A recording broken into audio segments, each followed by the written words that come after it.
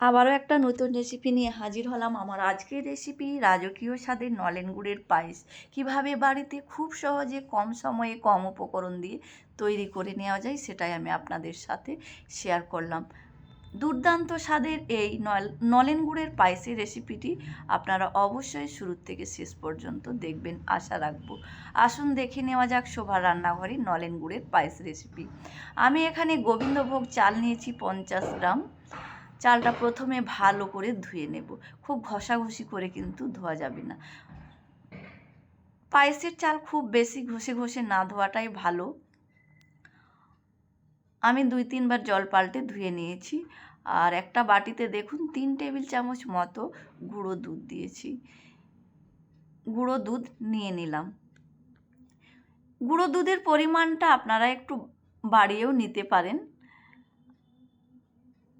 আপনারা চাইলে শুধু গুঁড়ো দুধ দিয়েও কিন্তু এই পায়েসটি রান্না করতে পারবেন। তাতেও দেখবেন রান্নার স্বাদ হবে, পায়েসের স্বাদ হবে দুর্দান্ত। আমি একটা জায়গায় 1/2 লিটার ফুটন্ত জল নিয়ে গুঁড়ো দুধটা ঢেলে দিয়ে ভালো করে গুলিয়ে রেখে দিচ্ছি। এটা আমি সাইডে রেখে দিচ্ছি। চলে যাব গ্যাসের কাছে। গ্যাস জ্বালিয়ে আমি একটা কড়াই গরম হতে দিলাম। কড়াই ভালো মতন গরম হয়ে গেলে আমি এখানে 1 চামচ ঘি দিয়ে দিলাম। ঘিটা বেশ ভালো মতো গরম করে নেওয়ার পর আমি দিয়ে দিলাম 1 মুঠো কাজু আর 1 মুঠো কিশমিশ। হালকা বাদামি করে আমি এটা নেড়ে চেড়ে ভেজে নেব। এই যে দেখুন হালকা বাদামি করে ভেজে নিয়ে আমি ঘি থেকে ঝরিয়ে ঝরিয়ে বাদাম কিশমিশগুলো তুলে নিলাম। যতটা সম্ভব ঘি আমি কড়াইয়ে রেখে দিয়েছি।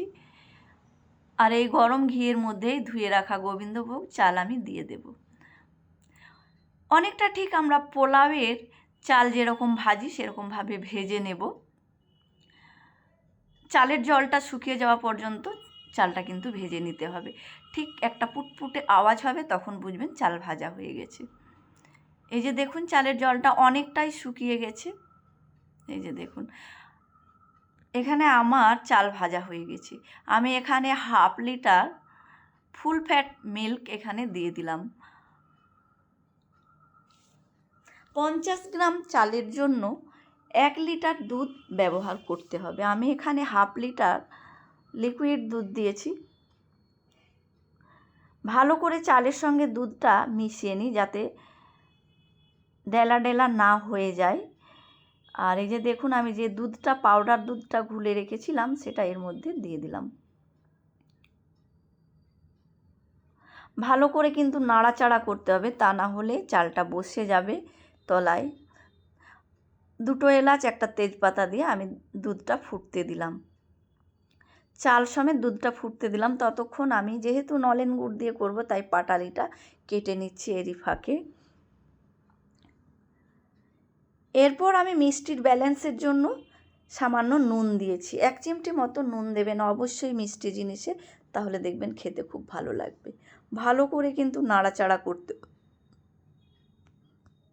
তা না হলে তলায় দলা পাকিয়ে যাবে। গোবিন্দভোগ চাল যেহেতু কাঁচা তাই দলা পাকিয়ে যাওয়ার সম্ভাবনাটা খুব বেশি।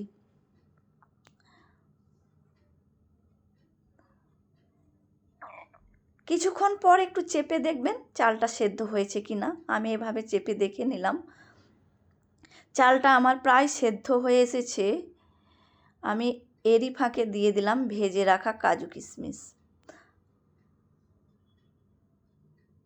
দুধটাও দেখুন অনেকটা কমে গেছে, একদম গাঢ় হয়ে গেছে পায়েসটা। চালটাও বেশ ভালো সেদ্ধ হয়ে গেছে। এই যে দেখুন আমি গ্যাসের ফ্লেমটা একদম লো করে নিয়েছিলাম। খুব ভালো মতো কিন্তু সেদ্ধ হয়ে গেছে। খুব ভালো মতো সেদ্ধ হবে তারপর কিন্তু আপনারা গুড় দেবেন। গুড় বা চিনি দিয়েও করতে পারেন, তবে শীতকাল তো নলেন গুড় দিয়ে করবেন, খেতে কিন্তু দুর্দান্ত হবে।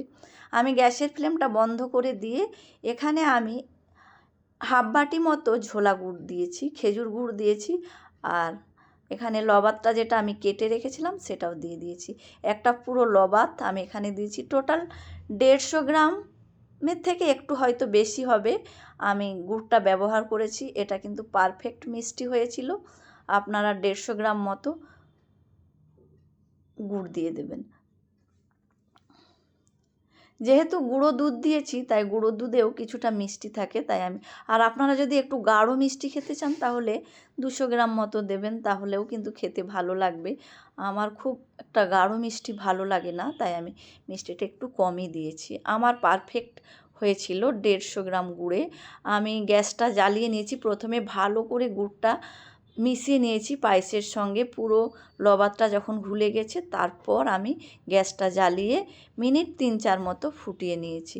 এই যে দেখুন, ফুটিয়ে নেওয়ার পর আমি গ্যাস বন্ধ করে ঠান্ডা হতে দিয়েছিলাম। একদম সর জমে গেছে, কালারটা দেখুন দুর্দান্ত হয়েছে না? খেতেও কিন্তু অসাধারণ হয়েছিল।